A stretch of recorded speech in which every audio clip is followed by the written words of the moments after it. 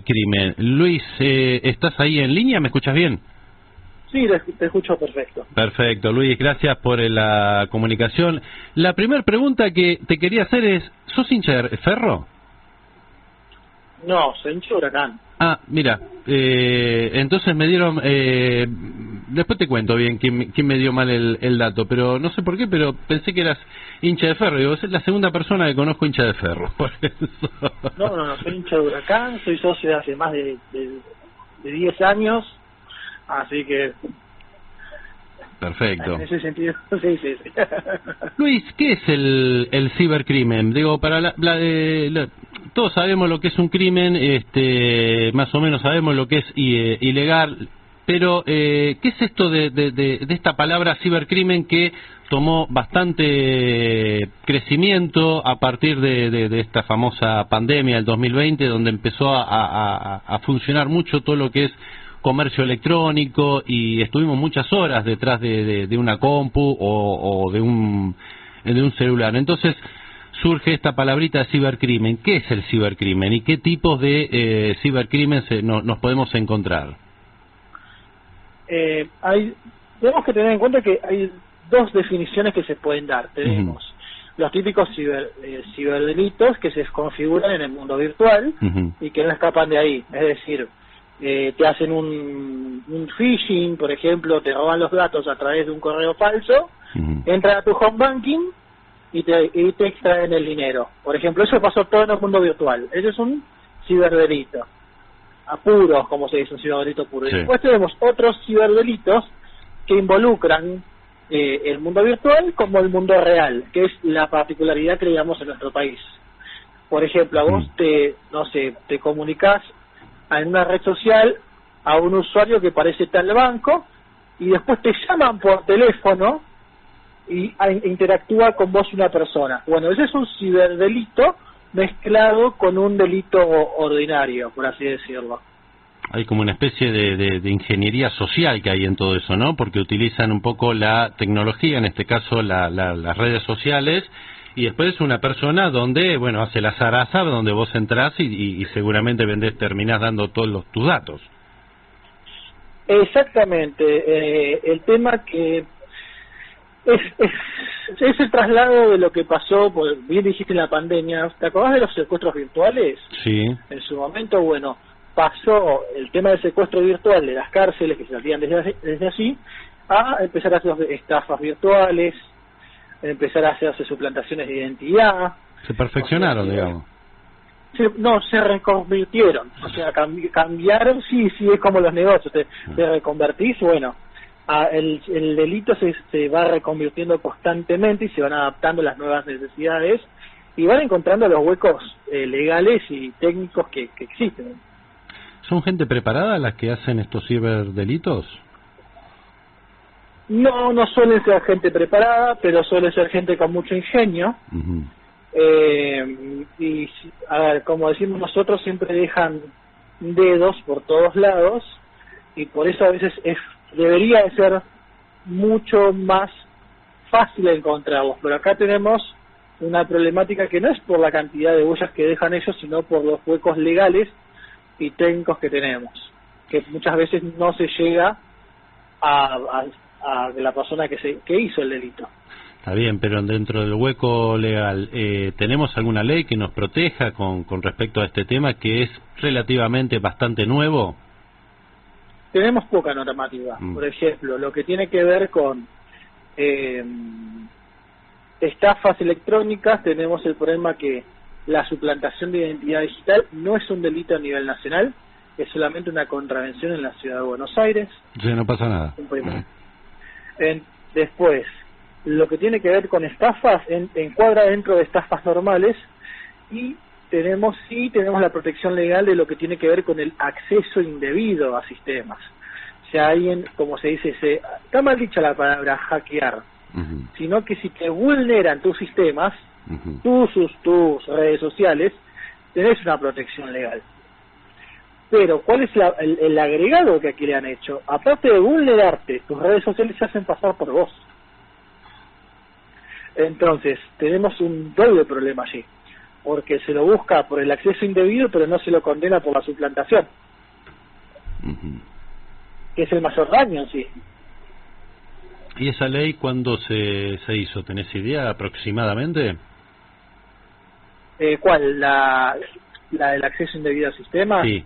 Estamos hablando del año 2014 empezó, y la ley de delitos informáticos en sí fue en el año 2011, que después hubo una actualización. Claro, eso la pregunta venía por ese lado, ¿no? Para saber cómo la tecnología va avanzando y lo que es Internet también va cambiando. Evidentemente, las leyes tienen que tener una actualización, y ya una ley que tiene hace 10 años, más o menos en promedio, por lo que vos me estás diciendo, es como que debería tener una actualización. Y sí, mira, tomamos el ejemplo hay una convención internacional de delitos informáticos que se llama la Convención de Budapest, que seguramente la han escuchado muchísimo en diferentes lados de las noticias. Argentina recién el año pasado, de 2019 ratificó su posición en relación a ese convenio, que tiene más de 10 años, que ya está superadísimo. Entonces, el problema que tenemos, siempre digo lo mismo, que tenemos tantas deficiencias esenciales y básicas, que cuando queremos avanzar a problemas de ciberdelitos, es muy complejo, porque tenemos huecos normativos de otras cosas básicas. Ahora, te doy un ejemplo. El hostigamiento no es delito, hostigar a alguien. ¿En los? El hostigamiento. Ajá. Hostigar a alguien. Sí. No te hablo del hostigamiento digital, te hablo el hostigamiento. No es un delito. Entonces, si yo quiero plantear el hostigamiento digital, primero debería tener sancionado el hostigamiento. Claro. Claro. Entonces, la complejidad es muy grande, otro ejemplo que te doy. Recién en el año 2018 se logró que la tenencia de mal dicho pornografía infantil, que es material de abuso sexual infantil, es otro de los temas que sea considerado un delito. Sea considerado delito. O sea, antes era así: la producción, la venta y la distribución, pero no la tenencia.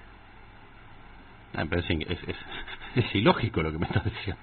Bueno, y nos llevó no solamente la ONG que presido. A ver, si la tengo es porque la conseguí. Personas, o la producí. No, bueno, el tema es que ese material de base es un menor que fue violado, un menor vulnerado.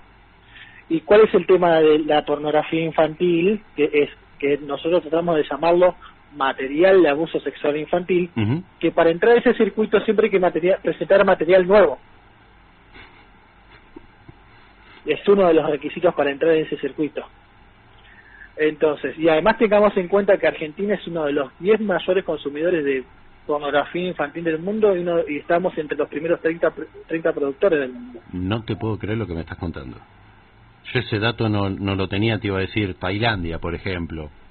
Tailandia encabeza, pero nosotros estamos entre esos 10 consumidores. Me dejaste sorprendido con el dato, impactado me dejaste con el dato que me diste.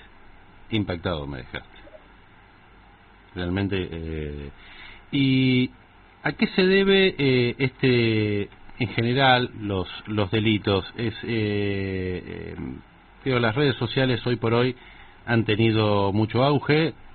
Incluyo a WhatsApp también como una red social. ¿Eso qué es? ¿Por abuso de la tecnología? A veces se habla mal de la tecnología.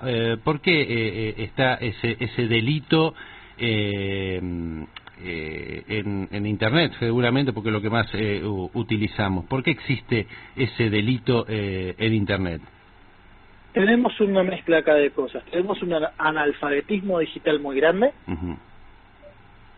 Los jóvenes utilizan los medios informáticos, pero sin entendimiento de la peligrosidad, porque ya ellos han nacido en ese mundo y creen entenderlo completamente. Y aparte tenemos adultos y adultos mayores que son completamente analfabetas en ese mundo. Entonces, le estamos abriendo un abanico gigante a personas que pueden hacer mucho daño. Entonces, y aparte, sumado a ello, un ejemplo, los bancos y demás que no invierten en ciberseguridad. Tengamos en cuenta que recién, después de casi al final de lo que fue el confinamiento por pandemia, sí, el Banco Central de la República Argentina largó diferentes comunicados y resoluciones para que las entidades bancarias y financieras sean un poco más seguras. Te doy un ejemplo. Vos tenías los préstamos preacordados por Home Banking, que vos ponías sacar crédito, sí, con un clic sin comprobación alguna, te lo daban. Te lo daban y te lo ponían en la cuenta bancaria al instante. Imagina, bueno, la cantidad de casos que hubo de gente que le entraron en Home Banking, lo vaciaron y le sacaron créditos por 5 o 6 millones de pesos o más. Y entonces eso creó una deuda a una persona que tiene que pagar las cuotas a 5 años sumado que le vaciaron la cuenta. Me imagino. Bueno, recién sacaron una resolución a lo último, Sí, bueno, de todo esto, que ahora te exige ciertos pasos para lograr acceder a ese crédito, una vez que ya pasó el desastre.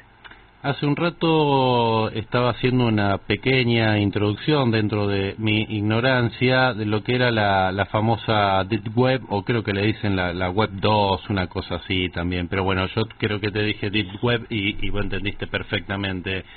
Los delitos hay que perseguirlos por ese lado, hay que cancelar la famosa esta red oscura, esta red de redes que está por detrás de todo eso, hay que perseguirlo, hay que cancelar esa Deep Web. El tema es que acá en Argentina casi el 100% de los delitos no ocurren en la Deep Web. Eso estamos hablando en países muy desarrollados, con una cuestión normativa extremadamente dura que, a ver, y encima la Deep Web es más bien para el tráfico de lo obtenido a través de esos delitos. O sea, acá directamente pasa por el Chrome común y corriente, digamos. Acá, es que es eso, acá, a ver, yo estuve capacitando en el norte hace poco, en Jujuy. y el 99% de los delitos suceden en las redes de Facebook. A ver, estamos hablando, lo que vos me estás planteando es cierto, existe, pero en otros lugares con otra situación que no es la nuestra. Nosotros estamos todavía, hay ciberdelitos en lugares, a ver, te lo digo así, en sitios de venta online muy conocidos, que no menciono la marca por una cuestión de respeto, de respeto, porque conozco mucha gente que trabaja allí, trabaja muy bien, que los delitos ocurran por ahí. A ver, típico caso, hacen compras de miles y miles de pesos y después le desconocen el pago. Y para el tratado de llegar a obtener el dinero, el vendedor de lo que sucedió, si no hizo un proceso por estafa y demás, no tiene respuesta alguna de la entidad bancaria, ni tampoco de la empresa de venta online. Pero si no denuncian. No, tremendo lo que contás. Luis, para ir terminando, ya en un ratito estamos terminando el programa, ¿qué le recomendarías a la gente que tiene una compu en su casa, que tiene, no sé, un chico, un hijo de 10, 11 años, un adolescente? ¿Qué tips le tirarías más si tuviera tu hijo adolescente? ¿Qué tips, qué harías vos para estar prevenido contra este tipo de ciberdelitos o la pornografía infantil y esas cosas?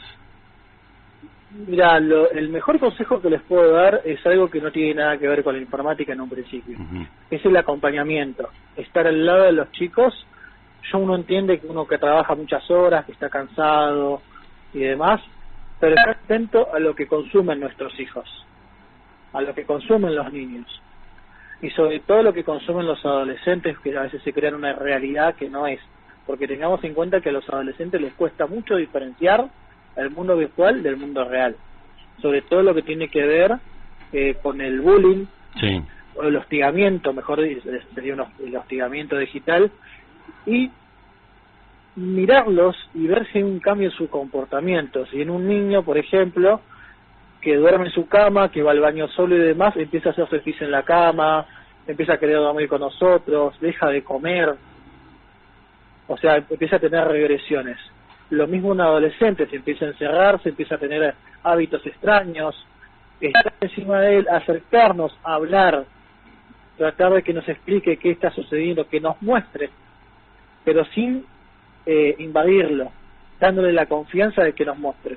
Y si en el caso de que haya pasado algo, no borrar nada, no borrar los mensajes, hacer capturas de pantalla, acercarse a la comisaría más cercana y hacer la denuncia y pedir contención psicológica, no solamente para el niño afectado, el menor afectado, sino para la familia entera, porque destroza a toda la familia. Y lo que tiene que ver en las cuestiones comerciales, estar muy atentos a las reputaciones de quienes venden, fijarse que los sitios sean seguros cuando uno escribe triple tanto que tenga el candadito color verde de seguridad, y no dar ningún dato, ninguna entidad, usar el sentido común. Ninguna entidad bancaria, ningún organismo público te va a pedir que vayas al cajero y que le des claves, y te va a pedir números de tu tarjeta, te va a pedir nada de eso, y ni tampoco te van a llamar para pedirte datos personales. Y si se desconfía, inmediatamente cortar y avisar a la entidad bancaria. Lo mismo, si ya fue víctima de estafa una persona, no borrar nada, no borrar las conversaciones, enseguida llamar al banco, al área de estafas, y hacer la denuncia a la comisaría, no importa la hora que sea, porque eso es un medio de prueba de que uno no tuvo respuesta de la entidad bancaria y no le quedó otra opción que ir a la comisaría a hacer la denuncia. Sí, el tema es que la comisaría esté preparada como para tomar medianamente un delito de esa índole, ¿no? Que bueno, por ahí hay mucho de lo técnico o no, o por ahí la persona que te atiende del otro lado nunca hizo una compra con tarjeta de crédito. Imagínate que ese es el otro tema también. Ese es el otro tema. Y bueno, pues bueno, por ejemplo, Capital Federal, que es donde yo normalmente trabajo y donde vivo, las comisarías están bastante preparadas, donde yo estuve capacitando en Jujuy, la verdad que han tenido excelentes resultados, han mejorado muchísimo las estadísticas, la verdad que me asombra cómo ha intensificado el tema y están preparando a su personal. Es increíble y cómo ha mejorado. Pero sé que en algunas zonas no es. Por ejemplo, la provincia de Buenos Aires no tiene fiscalías especializadas en ciberdelitos. No tenemos patrullero. A ver, es lo que yo digo siempre, hay problemas de base que superan a las cuestiones de ciberdelitos. Se hace muy difícil y la única forma es con la capacitación activa para el personal y bueno, invertir, no hay más que eso, y también las entidades privadas deberían de invertir en mayor seguridad. Un ejemplo para terminar de esto, yo hablaba de tarjetas con chip, y ahora todo el mundo tiene tarjeta de crédito con chip y de débito con chip. Hace 6 años en una radio muy importante yo hablé del tema porque yo ya las había visto en el exterior.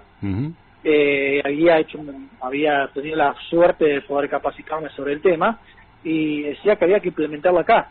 Creo que las primeras fueron American Express que tenían este chip, me parece. Y me trataron de loco en su momento los bancos, y me escribían en el portal, me escribían que yo estaba diciendo cualquier cosa, que eso no existía y que no iba a llegar acá. Al tiempo llegaron. ¿Por qué? Porque en el mundo se dejó de aceptar tarjetas solamente con cinta magnética, porque son completamente vulnerables. Claro. Y otro consejo que doy, simple, es cuando vayan a un cajero electrónico, no utilicen su tarjeta de débito para abrir la puerta. Utilicen cualquier otra tarjeta que abre igual, porque no es un lector de datos, es solamente un activador magnético. Pueden pasar la SUBE, pueden pasar cualquier tarjeta que va a abrir igual. ¿Por qué digo esto? Porque a veces los delincuentes cambian los aparatitos y vos pasas la tarjeta y te toman los datos. Están bastante bien organizaditos estos muchachos. Técnicamente están bastante bien organizados. La inteligencia criminal a veces suele estar un paso adelante de las fuerzas de seguridad. Luis, te agradezco mucho el llamado, no te quiero seguir molestando, justamente para que me quede algo de crédito para un próximo llamado. Cuando quieras, te agradezco muchísimo y la verdad, excelente las preguntas y todo, te agradezco muchísimo. Gracias, Luis, te mando un fuerte abrazo, seguramente más adelante nos estaremos comunicando. Muchas gracias, y cualquier cosa que tengan dudas, nos estamos en cibercrimen.